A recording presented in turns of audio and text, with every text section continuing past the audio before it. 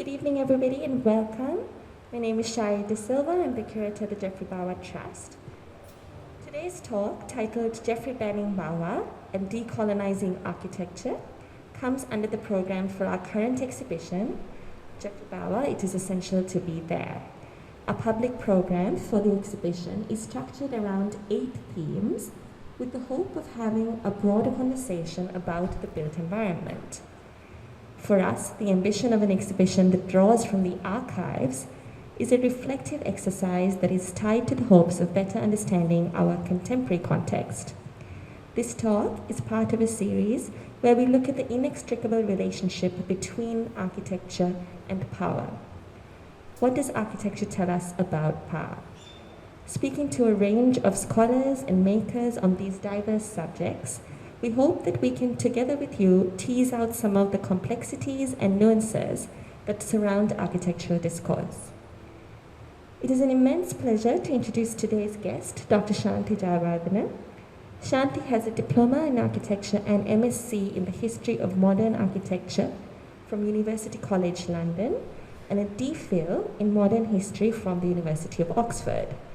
She has a particular interest in modern history and the intersection of imperial and South Asian architectural historiography. She has taught history and design in the UK and Sri Lanka and is presently collaborating on a book on the ancient gardens of Sri Lanka. Her published works include several articles and 2 books, Imperial Conversations, Indo-Britons and the Architecture of South India, published with Yoda Press in New Delhi, 2007, and Geoffrey Manning Bawa, Decolonizing Architecture, published through the National Trust of Sri Lanka in Colombo 2017, which is what we hope to discuss today, and this book, I should note, is available at this venue. The book is a vitally important step at understanding Bawa's work through the lens of decolonization.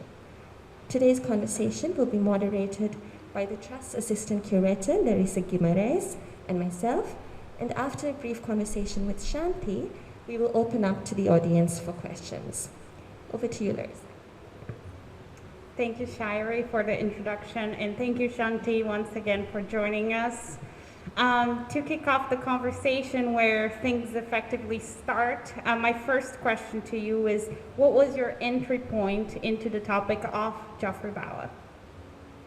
Before I start, I'd like to say thank you to everyone who's invited me here, and thank you everyone who's attended for the moment, and we'll get back to the topic.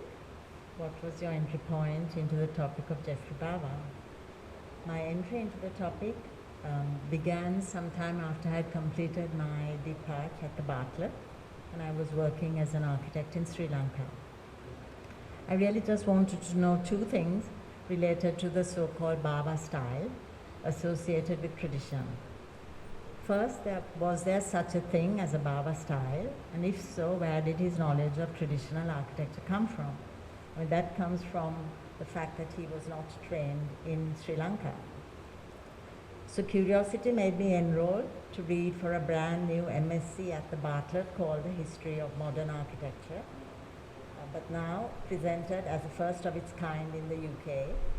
And with hindsight, I can say that they taught the history of modern Euro-American architecture and not just modern architecture. Today, of course, the course has dropped those terms and just calls itself MA in Architectural History and is now very well known all over the world. So for my dissertation, I explore Bawa's work from the pioneering theoretical position my tutors Adrian Forty and Mark Swennerton were developing.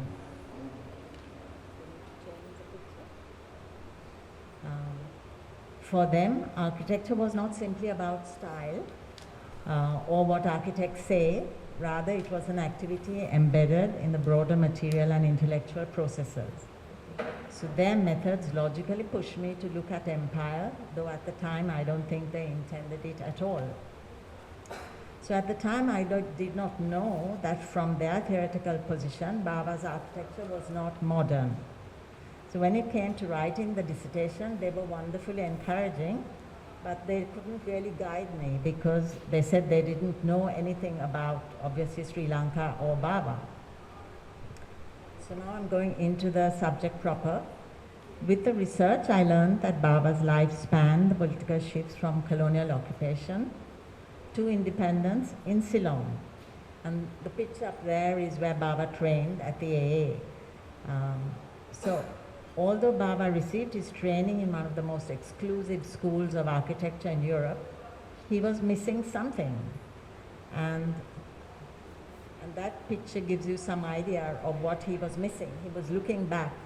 So right from his childhood, he traveled a lot around Sri Lanka, and here he is with Ulrich Plesner. That's Ulrich Plesner in the background, and we think Bawa took this picture, and this is at the Garladine Vihara Vijayotapaya sometime after he came back from England.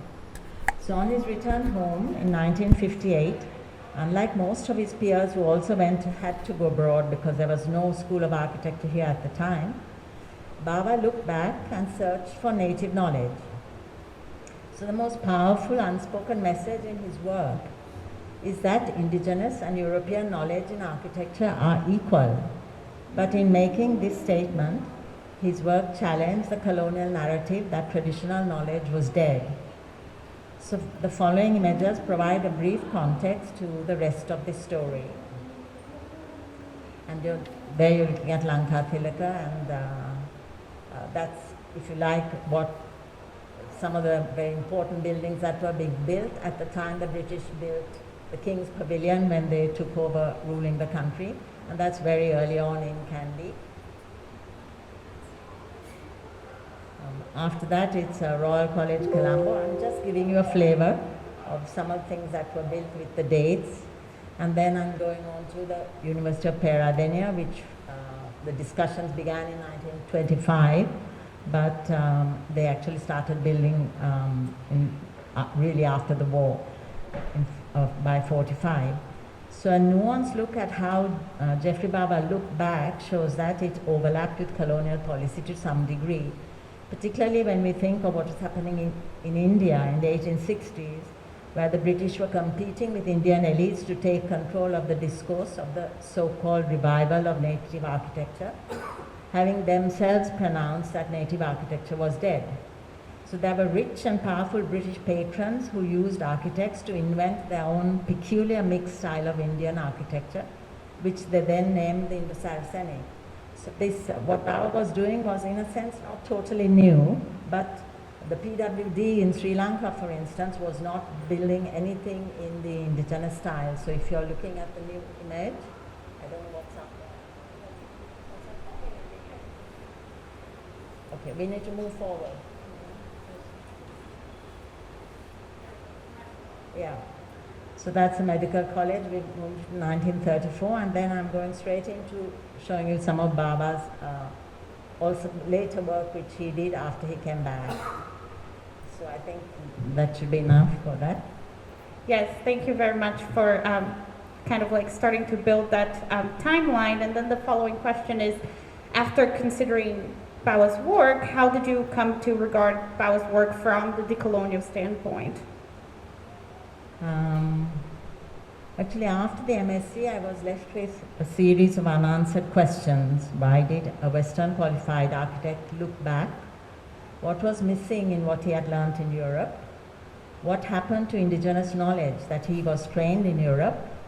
And what I really wanted to know was what happened to the knowledge of the colonized people when it collided with European knowledge just in this particular field. So that slide sets the stage for my approach to this discussion, that colonialism is also a lot about violence, and I'm trying to track that, if you like, aspects of it in Bawa's work.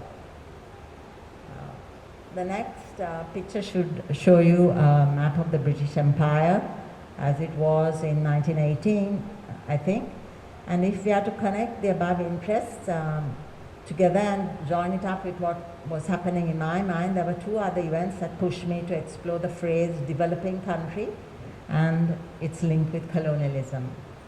So in 1985, I was invited by my teachers to teach at UCL on a new graduate program called Building Design in Developing Countries.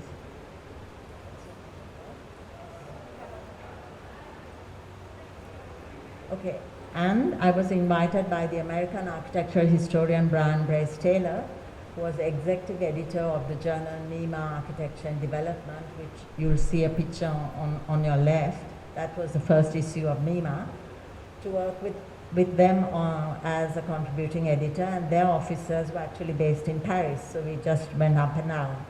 Now, MEMA was groundbreaking because it gave non-Western architects the first independent platform to showcase their work. At the time I was studying, there were very few books on colonial architecture in South Asia. So there I've shown you some of the titles. There were about 3 main ones, 84, 89, and 1968. That's the first one, and that was written by a Swede. So we have the English or the British very reluctant to write about this subject. And the 1981 is Thomas Metcalf, who's an American architecture historian. Only Anthony King, the 1984 book called The Bungalow, was written by a Briton. Although in 1862, James Ferguson had written 19 pages on colonial architecture in his grand account of the history of the modern styles of architecture. So we really had to wait over 100 years and for a Swedish gentleman to address this subject. Now, I don't have time to go into why this might be so, but it's very interesting. So my problem was that there were no books exploring knowledge sharing at the building interface in the colonial period at this time. Therefore, I enrolled in the Faculty of Modern History at Oxford to read for a DPhil. And my supervisor was Dr. David Washbrook, who's a South Indian specialist and who knew nothing about architecture, but that's what they arranged for me at the University of Oxford. So a book based on the thesis titled Imperial Conversations, Indo-Britons and the Architect of South India was published in 2007. Now that image shows you the title of the book on the left, and on the right, the very grand Indian patrons of architecture, statesman, I think that is Madhava Rao on the right, and the Nawab of the Carnatic, whose kingdom the British actually took over and made him a prisoner and finally removed all their power and took all their wealth. But they were very powerful at the time, just before the British managed to get rid of them. And below you can see, I think, the Governor of Madras, Sir Francis Napier, and on the right, Robert Chisholm, Chief Architect of the PWD, who designed that building on the left, on the cover, which is Senate House. So I argued in my thesis that while knowledge sharing between the colonized and the colonizer occurred at the building interface, it was unequal. Today, the consensus among South Asian historians and probably most of the colonized people is that all colonial achievement was collaborative and also unequal. So I don't think anyone is going to dispute that. So in 2012, the National Trust of Sri Lanka invited me to write a book on Bawa. Now that is when I seriously began to look at Bawa's work from a decolonial perspective. And I was at that time very aware that I wanted to write a different kind of story to those already told. So the book was published in 2017, and my research afforded the insight that Bawa's first intellectual break with Western thought was the realization that he belonged with the subject people of Asia. Now, the leaders of these people had articulated their own visions of liberation from colonial rule, and this knowledge gave him the confidence to challenge European intellectual supremacy. The instant he broke with the myth of Europe's civilizing mission, I'm saying he was free to design within the traditions of his own country. And it is this freedom that I read in his buildings of the 1960s. And they record a definite shift towards reimagining indigenous modes, illustrated in just 3 projects I have shown below. I'm not going to discuss them, I'm just making the statement and the claim. I'm sure all of you know these projects and can look them up. So just the names, the Ina de Silva House, the Montessori Richards, and the Bawa office. So I want to finish answering this question by saying that the idea that Bawa was trapped by the myth of European supremacy brought me to David Scott's thesis on the tragedy of colonial enlightenment. Now, Scott proposed that colonized intellectuals were conscripts and not volunteers of modernity, and that conscripts spotlights violence at the core of knowledge production. But long before Scott, in the 1970s, Syed Hussein Alatas, the Malaysian intellectual, had voiced this entrapment as that of Asian intellectuals having captive minds. And he too raised the specter of coercion in this process. So my position on this is that this was the violence that Bawa tried to reject in his work, though he never actually said that. Okay? Yeah? Thank you, Shanti. And if we shift the perspective to modern architecture specifically, could you speak a little bit on the European perspective of that discourse? As I told you, this is a very complex question. And so please bear with me, audience. If you don't know much about it, I will try to make it easy, but it's not really easy to do on this kind of platform.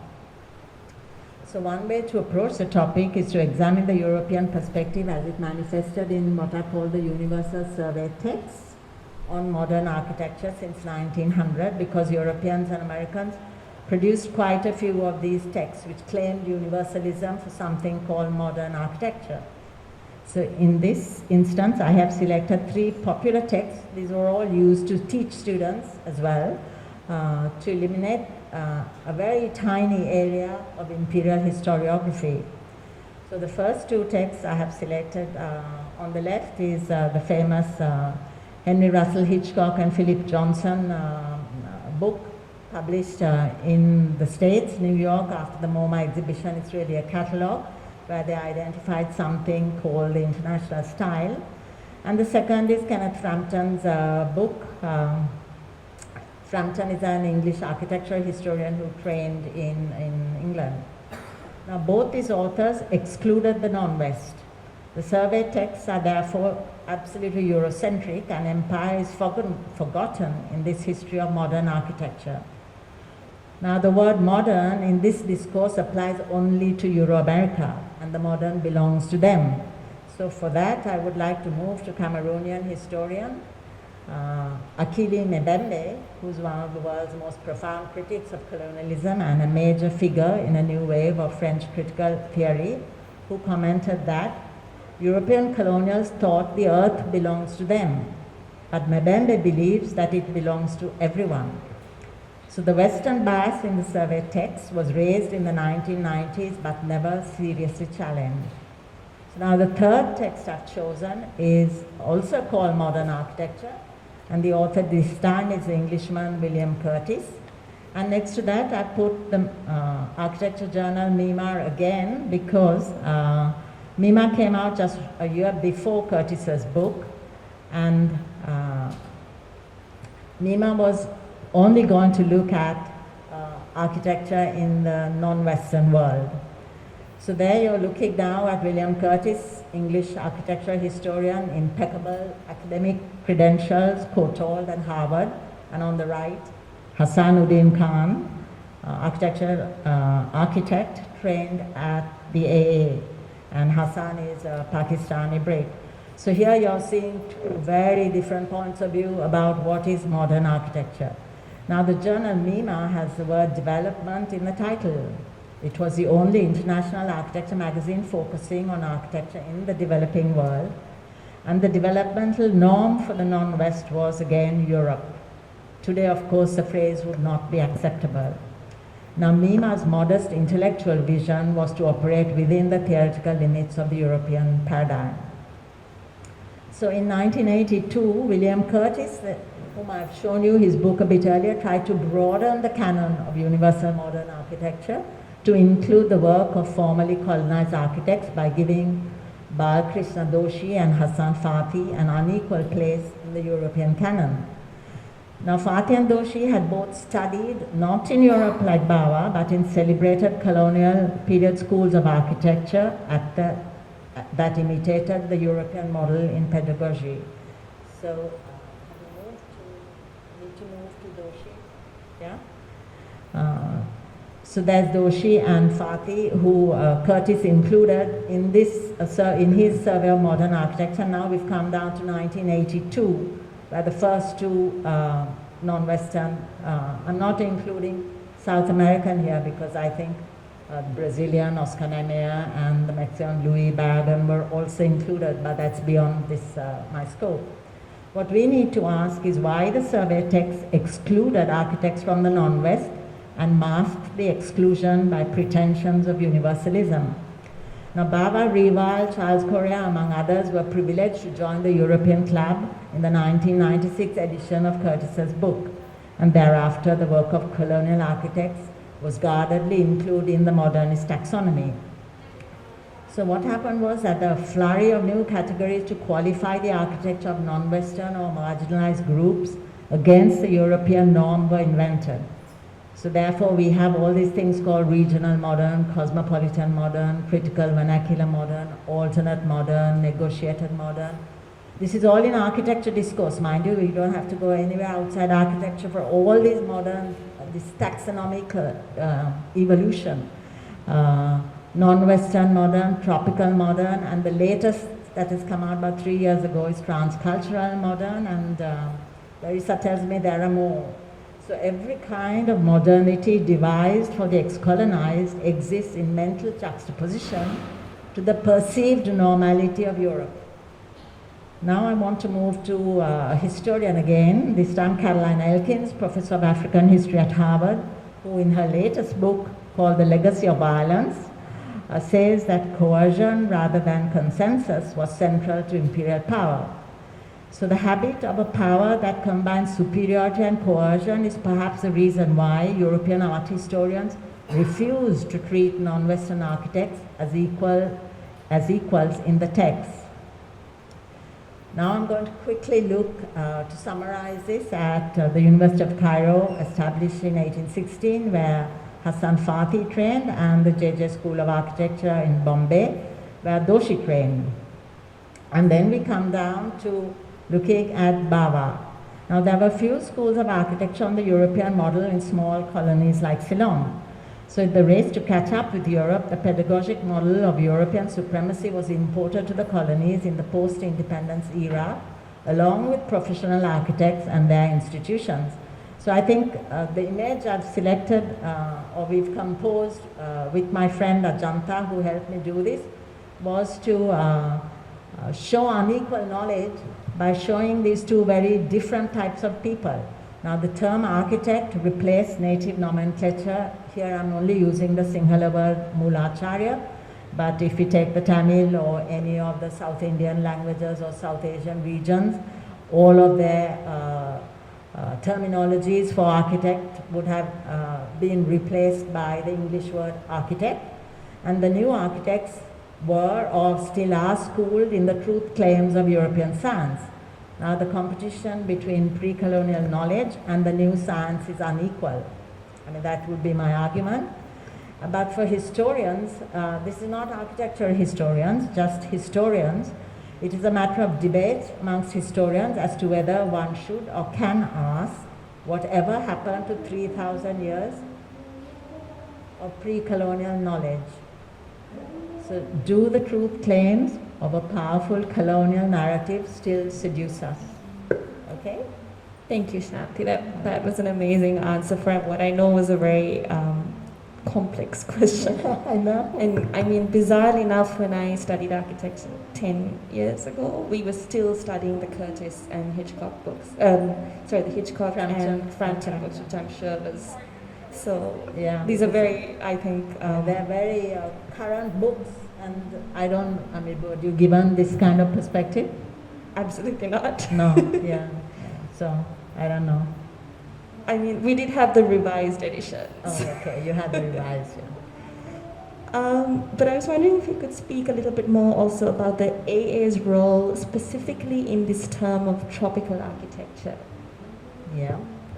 So I really want to begin for the audience with a small visual introduction to colonial tropical architecture and its many forms just prior to the collapse of the British Empire in the 1950s. So actually what I'm trying to tell you is anything goes for what is tropical architecture, right? It doesn't matter, it's got nothing to do with geography. The link between imperial power and the tropics is well documented, and the word tropical was applied across many disciplines in empire, from medicine and building to geography and literature. Now, the leading scholar in the field is Jia Chang, who, tracing the genealogy of the tropics, concludes that it is an imaginative geography created as an otherness to European civilization. And Jia Chang's research is very recent, and he has written a huge book on the topic. I'm sure everyone who knows anything about it would know it. He regards tropical architecture as a peculiar invention, because implied in the construction of the phrase is its unspoken opposite, which is temperate architecture. But temperate architecture does not exist as an architectural category. Now, tropical architecture is a highly contested colonial term invented in the 1960s, referring to an architecture first built for Europeans in the colonies. And it is deeply entangled with the asymmetric power relations of colonialism. Now, the pedagogy of tropical architecture becomes institutional with the course in tropical architecture set up at the AA in London under the leadership of Maxwell Fry in 1953.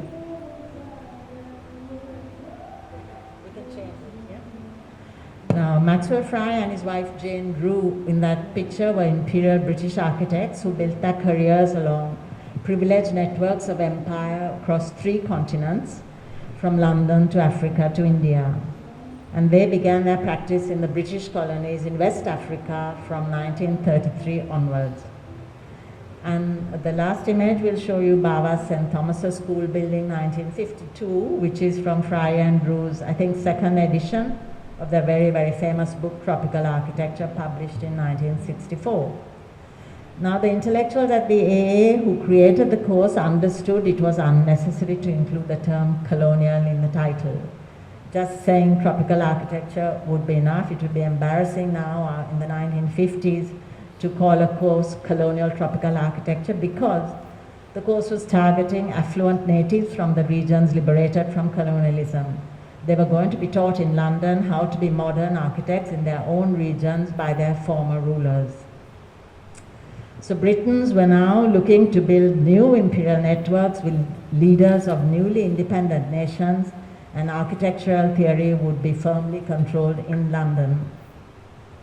So that's my take on tropical architecture, okay? And just to push that a little bit further, could you speak to the term tropical modernism? Yeah, that's quite simple. I'm just putting up 2 illustrations because, as I told you earlier, tropical has no geographic boundaries. It is an imaginary concept, and this is Minette's house, very close by here. And below that, Selvaratnam and Monk designed flats in 1950. As I mentioned earlier, tropical modernism is one of the many taxonomic categories that emerged in the 1990s to try to unequally smuggle modern non-Western architecture into the European canon. It is also interchangeable with modern tropical architecture. Today, the term tropical modernism signifies an apolitical, ahistorical mode of writing about modern architecture that obliterates its colonial past, but it features mostly in the popular sites of journals and coffee table books. Since the tropics itself is imaginary, the writing can roam over any geography you like, any form you like. You don't have to worry about it. Everything can be called tropical modern. Okay? Thank you so much for clarifying that, which also kind of speaks to these big gaps in knowledge, particularly in architectural history or architectural historiography. So how do these gaps reflect in design? Or so to say, what is the role of history or other social sciences for the designer? In my view, design is a cross-disciplinary activity. It has nothing to do specifically with architecture more than any other creative activity. And the teaching of history is at best extremely controversial. Therefore, students should be exposed to as many disciplines and varied histories as possible. Now here, we have this problem that architects teach history and they don't teach anything about historiography. So that is a major gap and it's not being filled. If the design studio is the purview of practicing architects, then in my view, critical thinking is necessarily absent. In other words, design is disengaged from the entangled histories of modernism and empire. It is my view that the Eurocentric pedagogic model is a colonial legacy. It is therefore a legacy of violence. It cannot produce reflective, self-critical thinkers with the power to confront our present colonial past. Is that enough? Yeah? Okay. Thanks, Shanti. Just one last question before we open up to the audience. Considering that you've been a pioneer in discussing the connection from the pre-colonial to the colonial to future reality outside of coloniality, particularly regarding Geoffrey Bawa's work, what is the role of that discussion in 2022? I'd like to see the picture up and then we can, yeah. Is it there? Now we've titled this, Could This Be Bawa's Anuradhapura? I'm sure you all know what it means because Bawa had to imagine these buildings by looking at some work done by archaeologists and historians. So he had to recreate, if you like, Anuradhapura. This is the Parliament building, and he could not have done it if he was not looking back in a particular way. But as for this discussion, now you're telling me there is a discussion. There might be, but I cannot comment. I am not party to that discussion. And in my experience in Sri Lanka, a colonial intellectual legacy in architectural theory and in architectural practice is denied. However, scholars like Jagat Veerasinghe and Gannath Obesekara are among those who speak very strongly of decolonial and anti-colonial histories and tasks, and as you can see, they are not architects in any way of shape or form. And I'd like to end with Dan Hicks and the Benin bronzes, because like Jagat and Professor Gannath, Dan Hicks is Professor of Contemporary Archaeology at Oxford University and Curator of World Archaeology at Oxford University's Pitt Rivers Museum.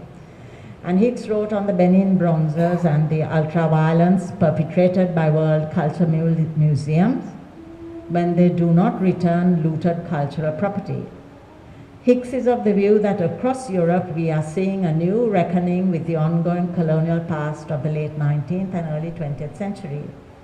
And cultural restitution to Africa is a central task in that process. Now he says there's a lot of talk about decolonizing museums these days, but my own commitment is to explicitly anti-colonial approaches. Now Hicks's position is that Europe can no longer ignore its colonial past, and Membe talks of the futures made possible by decolonization in Africa. And I think I would like to end there as the answer to your question, if that's okay. Yeah? Okay, thank you. Thank you very much, Shanti. Do we have audience questions? I know we covered a lot of material today, but we can also go back to any of those that you'd want to speak about more.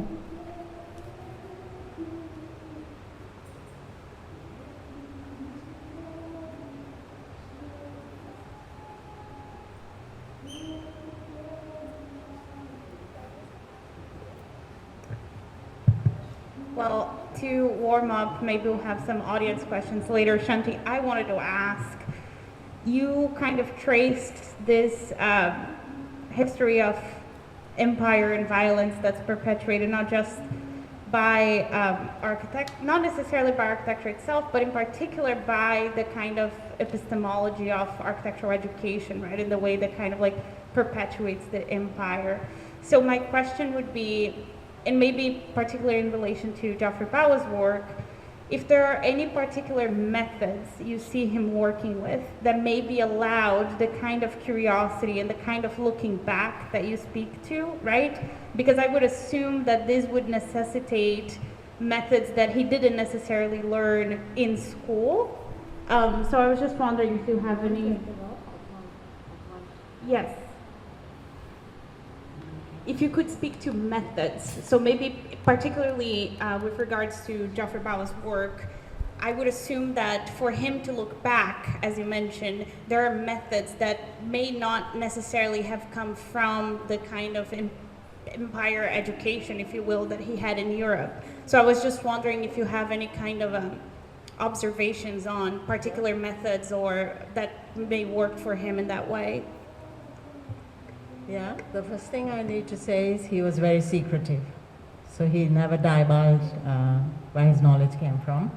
So you have to dig, and actually the book traces quite a lot of what I think the current data allows us to conclude. Very little, but I definitely know that he looked at Senaka Bandanayaka's book, Sinhalese Monastic Architecture.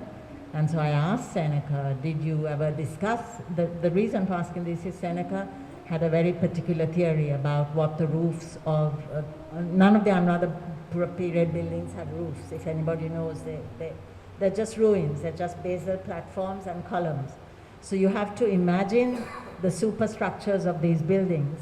And they had, metal roofs, brass, and they had ceramic tiles, colored tiles on the roofs. So they had huge, elaborate roofs, but we have to compare them with parallel traditions in, say, Japan or South India or North India or China or whatever, to try and build up the roof that Geoffrey Bawa put on the Parliament building. I'm just taking one example. So Senaka Bandanayaka argued that before him, Parnavithana had argued that they had wooden roofs and most of them were domical. But Bandanayaka said no, they are pent roofs and they are usually made of timber and tiles. There was quite a debate in archaeological circles, and he wrote about this in his book. And there's no way that Geoffrey Bawa didn't read that. And also the plan forms for that particular site, firstly the island pavilions, which are very common right from Sigiriya and even early right down to Kandy, we have island pavilions. So he had water-centered, water surrounding buildings. And also he looked at the plan forms of the Western monasteries, which are unique walled compounds with pavilions surrounded by water, absolutely exquisitely proportioned plans and so on, which he then took and he sketched, and you can track those very clearly. But he looked in great detail at that. And the next thing at Kandalama, he looked at the Giri monasteries and how you have different levels and how you get views from the distance, which is what Kandalama Hotel does, and which in any popular book you'll say there are these platforms looking out. But these were not done accidentally, and he knew exactly what he was doing, and he had observed it. In any Giri monastery, you go to Aluvihara, Bambaragala, Situl, Paua, Varana, Pilikutta, you name it, you can see the Kandalama Hotel coming out of the ground there. So yes, there are lots of methods, and the students can learn an immense amount just by looking at what he looked at, in design. But I'm curious how you feel about it being a kind of intuitive knowledge. Sorry. An intuitive kind of knowledge as opposed to a sort of measured. I can't comment. I'm sure there is intuitive knowledge, but or an intuitive sort of looking at history rather than a kind of a historiographic approach in his. But he had a trained mind. I mean, he was not untrained when he looked. But the intuition is also. Yeah, you feel. Obviously, there's no doubt about it. There was something. Actually, if you read Plesner's book, where he talks of traveling with Bawa, and Bawa was always talking about some other dimension, which if you went to a place like Kaludia Pokuna or Kalavava, if you climb the band and saw Kalavava, that's intuitive. There's nothing, the shock, the beauty, the magnificence of that creation, which Bawa tried to do at Kandalama. He made you come through the rock, he dynamited the rock, made you walk through the rock and suddenly have this amazing view of the Vava. And the Bawa is part of any Sri Lankan child's upbringing, whether you're urban or rural. You know about Bawas, you relate to Bawas, their water is, and how you use it in architecture. Bawa's work is all about how you use water in architecture. But if you go to any traditional building and look at it that way, I mean, he's picking up those things, obviously, totally traveling with his mother from age 6 in a huge Bentley round the island. You know, what wouldn't he have seen?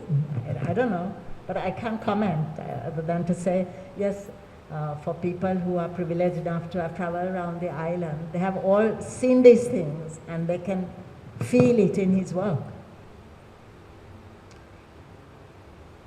We have a last call for questions. In that case, thank you for joining us, and thank you so much, Shanti, for all your time. Thank you. And also for all your work, which is really, really important in the work that I hope we continue to do. Thank you. Thanks. Good night.